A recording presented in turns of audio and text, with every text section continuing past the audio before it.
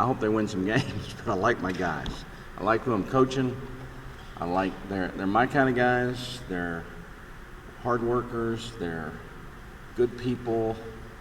Our academics is in order. You don't read about our guys much in areas they shouldn't be, if any. I like my young men, and appreciate to get to coach them and enjoy coaching them, and really want to tip my hat to the kind of people that they are, and their work habits and work ethic and accountability, and the bond that we have as a team, the accountability to each other. I don't think this gets said enough in coaching sometimes, and maybe some days you don't like your team as well as I do. I don't know, but I like my guys, and I wanted to say that as we started today. I want to take a minute to just kind of talk about some things. It's a little bit of maybe patting ourselves on the back, but it's really just some landmarks I think that we've accomplished, and as we settle into a full-fledged FBS program after not being one for too many years. Academically, we've posted the highest four-year APR average each of the last 2 years. We did it a year ago, and we beat it this year. So I think that's a good statement about our guys, and our administration funds summer school and the support that they give us, and the way that our guys are handling their academics. We're not without some glitches, but all in all, pretty good. We had 5 guys that signed NFL contracts off last year's team, 2 drafted. 4 out of the 5 had their college degree. One of them was just a little bit short, Will Johnson, and he did not redshirt, so he'll get it done. So I think from those standpoints, good things happening. I think I believe this weekend's games, I believe we had 6 guys on NFL rosters. We've had 9, I think, since we've been here. So good stuff, I think. Last year we had a winning season. We're proud of that fact. That was the 9th winning season in the last 30 years here. That's a good statement for this team as they've moved up a division. There's been 12 non-losing seasons, so 6-6, I guess, qualifies on that. And fortunately, I've been a part of 5 of those in my 2 times here. And really, last year's 7th win season, if I have this right, and Rick, correct me if I don't, but I think it was the 6th time since 1985, and I've been a part of 2 of those, fortunately. So blessed in that regard. In regard to our team, offensively, we had a lot of improvement last year. We were one of the 4 most improved offenses in the nation last year at nearly 140 yards a game. We were 24th in total offensive yards, 465, 31st in scoring. We went to the tempo, and we were the 13th fastest team in the nation to snap the ball. We will never be the fastest team because we use a little more motion in our offense maybe than some of the no-huddle tempo teams do. I think we're right where we want to be in that regard. We wouldn't mind being a little faster, but I don't think that's something we're sitting around talking about. We're most interested in maintaining our pace and doing it in an efficient manner. We were second in the conference in turnover takeaway margin. We had 11 offensive turnovers last year. 12 is what it says in the books, but one of them was in the kicking game. If it was just 11, it would tie Oregon for the fewest in the nation last year. So that's good. And historically, my teams take care of the football, and last year's team was pretty good at it, and we hope to get a little better at it this year. We only had 19 takeaways last year. We want to increase that. That's a major point of emphasis for us. We were +7, which is good, and to us and to me, with the number of years I've been doing this, the number one statistic that I think correlates to wins and losses is turnover takeaway margin, year in, year out. And so what we'd like to do is cut down 2 or 3 and get 2 or 3 more or more. And that margin of turnover takeaway would put us where we want to be as a program, I think. And our practices right now are a pretty good indication. Our defense is doing a good job of doing better at that. So hopefully this is going to bleed into the season. This league's a good league, though, in regard to protecting the ball. A lot of our teams do a great job. As far as the first 10 days of practice, I'm really proud of the guys and what they've accomplished. The carryover, the retention, the work ethic, the energy, the enthusiasm. You kind of got to embrace the grind when you're in August and in fall camp or August camp. If you don't, you're going to have a tough year, and they're doing a good job of that. I don't think it's any secret they felt a little slighted last year. One of the more difficult team meetings I have ever had is to walk into that room in December and tell them we didn't get a bowl last year, and they're looking at me and saying, I don't understand, Coach. We won, we beat the team, and this team's going, and they got the same record, and we're not. Don't wins matter? And that's a hard one to answer. We're the new kids on the block in FBS football, so we got to earn our way through a little bit better, I guess. After 10 practices, we're about 90% complete on installation, which is really good. We've made a few little personnel moves. Tim Gay is playing defensive end with Chris Nuttall getting himself straightened out academically and eligible. We have to get more out of Tim. We need to get 70, 75 plays a game out of him. And so we're going to play him in short yardage situations on offense as kind of our bruising runner or blocker, and he's going to play defense. And he'll be able to do both those as a defensive player. We moved Will Trevelyan this week from defensive line to center, and he's only been there 2 days, and it's amazing how well he's done. He played center in high school, so you can really tell that, and picking up the system is difficult when you make a move like that, and he's really done a nice job. Landon Beck is a true freshman who has made a eye-opening impact since he's been here, and we moved him from defensive end to defensive tackle to kind of utilize his strength the most, and I think he's going to go from playing Baines High School, his last high school football game, to playing Florida State in front of 82,000. I was asking his family the other day, I said, how many people were at the Baines game, 800? And they said, oh no, Coach, we'd had to count them 2 or 3 times for 800. So he's going to go from that to 80-some thousand. So that'll be interesting, but he's doing well in practice. We've moved Darnell Daly and Jared Jeter Gilman to outside linebacker, just little moves within the system, but those are, I think, the bigger things that we've gotten done there. Offensively, we've got 8 or 9 starters back, depending on how you want to count them, how you want to look at it. So I expect a lot out of our offense, and they expect a lot out of themselves. Solidifying the center position, I think, is our biggest concern. Let me say this too, for some of you that haven't been here a lot of days. Joe's heard this a lot of times from me, but as we moved from FCS to FBS football, one of the things that we went through was to upgrade the talent on our roster to Division I talent. And you're never complete on that. You're always working on that, but now, then we went through the next period that we've gone through was to we might have an FBS starter, but we might not have an FBS backup, and so we're getting closer now to having FBS depth, where if we lose somebody, we don't have to cringe when the backup goes in, because he's more capable athletically of being ready to do that. Now, in some instances, they're young and inexperienced, so you have to continue to remember that. But that's true of every football team to a certain degree. So at least we feel better about where we're getting to with that. Tyler Jones is having a great camp.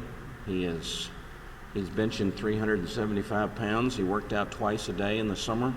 He's running faster than I've ever seen him run, and he's throwing strikes and bullets with the football. It's been a great transformation. He's thrown some deep outs and digs that I wasn't sure I'd ever seen him throw like he's throwing right now. And mentally, he's very comfortable with what he's doing. So we're really excited about what's ahead with him. I think we have a good backup in Connor White. if needed. And Connor's a redshirt freshman. He went to prep school out of high school, so he's a little older in that regard, and he's had a couple springs with us. He's not quite as polished as Tyler yet, but he's not far behind him in a lot of respects. We feel good about our running back situation. Rob Lowe's pretty proven. Chris Nuttall's pretty proven. We missed him last year. I will say this, Stedman Mayberry at Austin is a redshirt freshman this year, and he stepped his game up. Tyler Zazinski is a transfer that came in who they'll fight it out for that third running back position right now. We got two good tight ends. Ryan Carden and Lawrence White are good football players. So we feel good about both those guys. We got seniors at wide receiver. We got Japhus Gaines, C.J. Best, Brandon Smith. Those guys have all played a lot of football. Ryan Gary. Damon Mercer is having a great camp, and he's a redshirt sophomore. I expect a little bit of a breakout by him this year, and his first 10 practices are an indication that he's headed that way. We had a transfer come in with 3 years to play 3 in Kwame Bowens, and he's caught everybody's attention. He made a catch the other night in practice, probably as good as any we've had since we've been here. Finally, we're getting an offensive line that looks like an FBS offensive line. We're getting some depth a little bit in the offensive line.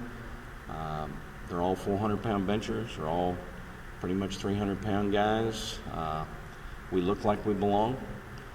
There were some days when we ran out on the field early here, and I cringed a little bit when our line came out. I don't do that anymore. They look like they belong there. Ryan Melton and Adrian Ballard are two proven guys at tackle. Sarabia, Romero, Crawford have played at guard. We'll sort it out. Sean Bourne will have a little bit to say about who fits in there. Who the center is going to be right now, Jackson Hoskins was probably the guy that we thought looked like he might be, but he's been hurt the last couple days. Nothing serious, but he's missed practice. We've got a guy in named Giuliano Cataneo, good Italian boy. You know, he's going to do well. With a name like Franchione, I'm always partial to the good Italian boys. And he's playing center and doing a nice job. We got 2 or 3 other guys that are working in there, and we'll see how this sorts out as we go through. We lost Will Johnson, and that was a loss. He punted for the Texans last night. I think he kicked off for them, so that was the quality that he was. Lumi Kaba's come in from junior college, and right now I would say Lumi's leg is comparable to Will's. Now we'll see. We haven't seen him play in a Division I football game either, but as far as a leg and things like that, I'm pretty excited about him. James Sherman is the holdover, and he's upped his game a little bit, so that's good. Defensively, we lost a 3rd and a 5th rounder, so I still think we can be better than we were last year. And that's, you know, when you lose a guy like Mayo, and of course Craig was a 4-year starter, never missed a game, started every game in his collegiate career. You know, that's saying a lot, but I think you have to start with David Mims. He was the preseason Sun Belt Player of the Year. He had a great finish to his season last year. He got some picks. He's playing with a lot of confidence and doing well. Who's going to be next to him? Good competition there. Brandon McDowell, Javante O'Roy, Andrew Aniki, Clarence Guidry. All these guys are battling pretty good. Safeties, if we started today, Easy and Yama would play our low safety. Damani Alexi and Dilla Rosemont would play high. But we've got some guys, Demetrius Woodard and some other guys that have played some there. So still got some pretty good competition to kind of sort that out yet. But those 3 guys are doing a nice job. Trey McGowan's a holdover starter at linebacker. Trey had a good year for us last year. He's the kind of the quiet guy that goes about his business and doesn't make many mistakes and gets things done. Had a big stop for us in the Monroe game at the end of the game. So he's pretty steady. Who the one next to him is going to be right now is still up in the air. Teron Fitzgerald, who came in from junior college and looks the part and runs really well, is doing okay. Stephen Smith has played a lot of football there for us. Ishmael Davis is a new guy that's come in and made an impact already, so we'll see how that sorts out. Defensive end, Ruzman Nikosevic is doing well. Jeff Banks is really starting to come into his own. Jeff's 6'5", 6'6", 230. 5. I think Jeff's due for a really good year. Corey Berry came last year and played some solid snaps for us, and I think he'll play a lot. Tim Gay will have a say-so in this. He'll probably, if I were betting today, and I'm not, but if I were, I'd bet on him to be the starter. Just what we're seeing out of him. Roosevelt Pearson could have a say-so in all that too. Defensive tackle, we need to improve there, and we got our 2 starters back in Dallas McClarty and Rashad Dillon. Landon Beck moved inside there, and I think he'll be a factor. DeAndre Elvoyd's raised his game a little bit. Cedric Gambrell's a redshirt freshman that's about 6'6" and about 270. He's been out a few days here, but hopefully getting back Monday or Tuesday. We're excited about what's ahead for him. He just needs to get experience. He just hasn't played very much. Our schedule's a little tougher, I think, this year than last year. Florida State is certainly a little cut above Illinois, and go figure, huh? And we go to Georgia Southern, we go to Lafayette, and we go to Arkansas State. That was flipped around last year, so this schedule probably, from a total standpoint, is a little bit tougher. You always know when you have that, you can have a better team and it might not show sometimes. We hope that's not the deal. So, anybody still awake after all that?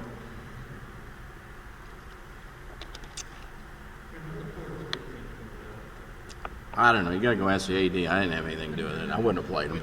It wasn't my recommendation. No, I think I don't know if I said I'd play him or not. If I did, it was in a weaker moment. There's good games to play, and there's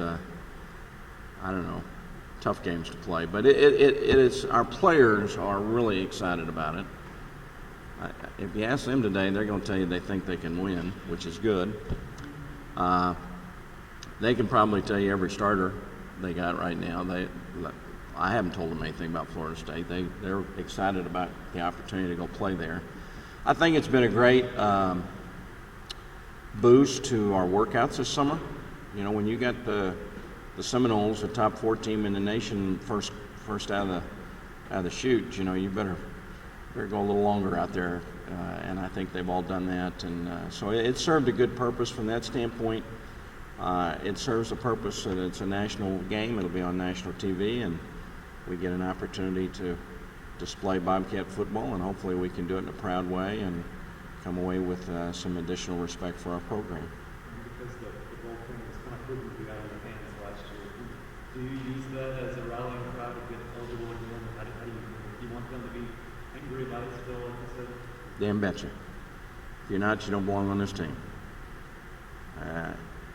I can't explain it. It ticks me off, and if it doesn't tick them off, then they shouldn't be here. And I don't know how to quantify when you beat somebody by 17 points and they get to go and you don't, with the same record in conference and same record overall. Other than we've never, they asked me, the bowl people say, well, how many people will you bring to the game? How do you answer that question? We've never been to a game. I'd say a lot, but that's a hard question to answer. Our fans are excited about it and want to go and everything, but if you're not ticked off about being left out, now we're not, there's no sense whining about it. It's what's done is done, and we just got to do better. We got to win another game or two, and we got to catch people's attention, and we've got to find a way to put ourselves in a better position that they can't leave us out. We got to leave no doubt in their mind.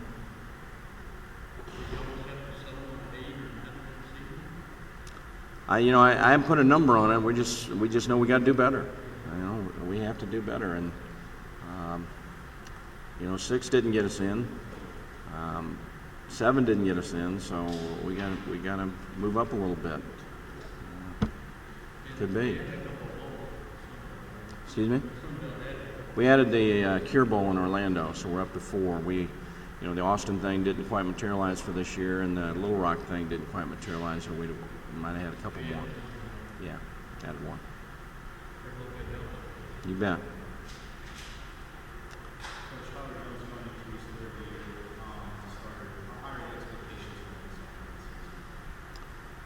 Well, nobody has higher expectations than he does. I can't put it on him any higher than he puts on himself. He is a competitor to the nth degree. I don't care if it's one-on-one, pass skelly, or whatever drill we're doing at practice. If somebody is not hitting on all cylinders or lackadaisical, he's not pleased, including himself. He's an equal opportunity guy in that. From our standpoint, we have pretty well put it on him. This offense is built around him. We put it on his shoulders. He has a lot of decisions to make, and he is excellent at it. He really is. He handles the ball every play, so taking care of the football starts with him, and he really did a marvelous job last year when you consider how many times he's either reading the end or reading the secondary, or it's a run-pass option, and he's handling that. He's the leader of this football team. I mean, he's the quarterback, but when he took that ball against Wyoming on the first or second play and went about 20 yards, it all snapped into place. And he's just built on that since then. And I'm fired up. He's just a junior, but everybody has high expectations and hopes for him. And in this state, hadn't thought about that one. Boykin would probably want to argue that point. Tech, I'm not sure about. Baylor's got a new guy. I'm sure he's played some. He's going to be pretty good. Rice and Houston's quarterbacks played pretty good. He's going to be right up there. We can't get him to be the best in the conference. He keeps getting outvoted by some of the guys that I think he deserves to be ahead of, and some of our coaches do too sometimes. I like him. I'm glad he's mine. I'm not trading him. Huh? The way he's changed physically, he could. Because I tell you what, all he does is beat you. And Coach Schultz always looks at how he throws and does he drop it or does he do this. I don't look at any of that stuff. All I look at is does he move the ball and does his team win. And Tyler Jones moves the ball and his team does well. So state championship in high school and 9 touchdowns in that game, and he's really, he's done all he can do since he's been here. So he's a good player.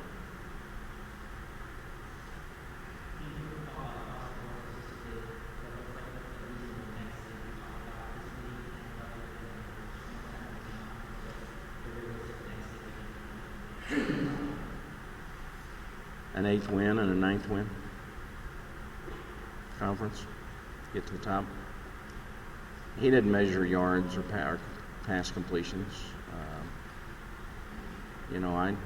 The stat that matters is another W or two, and that's what he'll measure, and that's what he'll look at. He doesn't play defense. He doesn't make tackles, but I know how he thinks, and I love the way he thinks in that regard. You've always done beforehand, but in some ways, have you seen his leadership develop over the past 2 years, and how has it done? Well, he didn't speak in sentences to me until he was here for 15 months. About the most I'd ever get out of him was yes, sir, or no, sir. And, he's a pretty quiet guy. But what I found in his style of leadership, he didn't like talking to the group, but he'll go around and talk to each guy, okay? And, he always takes responsibility first. If something he did, boy, he's hardest on himself. But we've tried to, I did something the other day in the team room. I made some statement or something, and I said, Tyler, stand up, tell everybody how you feel about it. He didn't have a choice. He had to talk in front of the group. But he's done that more this fall. I know a couple times Coach Schultz has had the offense over and talked to him at the end of practice, and Tyler stepped up and said some things. And believe me, when he is E.F. Hutton, when he speaks, everybody listens. That is right, isn't it, E.F. Hutton? One of those guys. Smith Barney, I don't know who that was.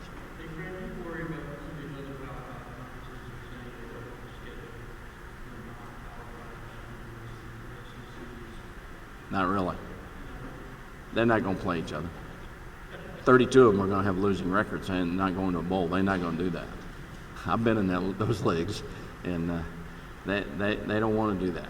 You know, that sounds all well and good sometimes when we talk about let's have a 64-team tournament and everything. We've just about got that now.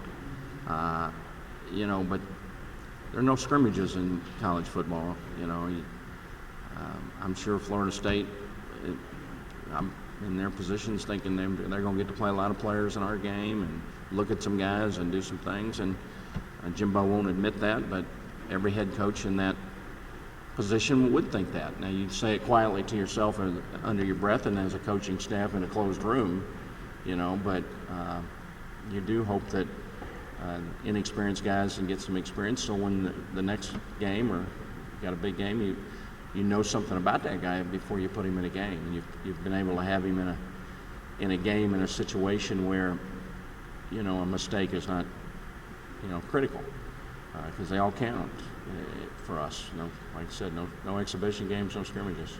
Everybody on the league plays big league teams like Florida, Georgia, the big league. Right.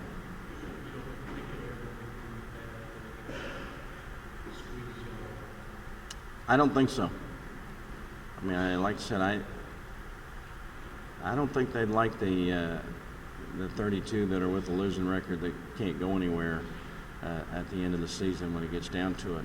It might happen someday. I don't think it'll happen in the rest of my career.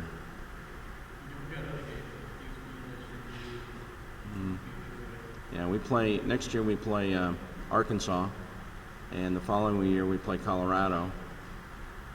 We've had some conversations with Vanderbilt now that look a little substantial, so we'll see how that turns out. I think we've had a conversation with North Carolina. It takes a while to get games like this finalized, though, so.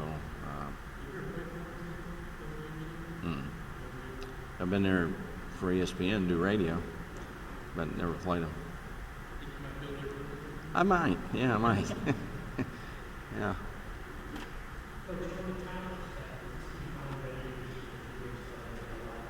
Well, I hope so. We'll find out. We're closer. We're closer. I thought we competed pretty well with Georgia Southern last year. I mean, we a play or two, or we're going to win the football game. Lafayette game got away from us. You know, but we're closer. This league, I think this league this year, I think what we're going to see is New Mexico State, Idaho, Georgia State, who had tough years last year. They got a lot of things back, and they had their quarterbacks back, and they had decent years last year. So I think the bottom of our conference is going to be tougher, and so I think our conference, every Saturday you're going to have to play, or every Tuesday or Thursday, whatever it may be. But I do think this conference is going to be more competitive every week than it has been since I've been in it anyway.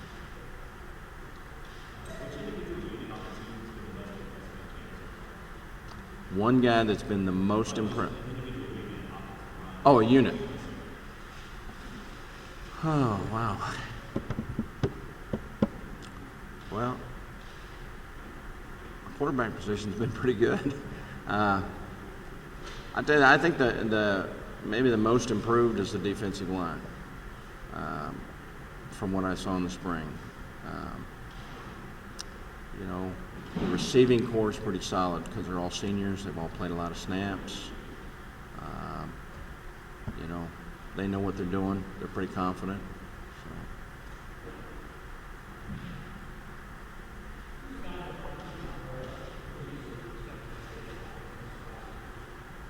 Well, I mentioned Landon Beck, true freshman.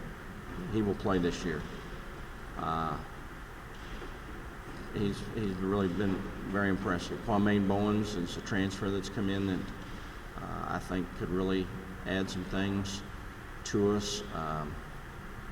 You know, Jeff Banks played a little bit last year, but probably not somebody on the tip of your tongue. But I think him and Damon Mercer are both set for breakout years a little bit. Those are the guys that, you know, Cantoneo, our center right now, would be somebody. Good group. Thanks, guys. All good?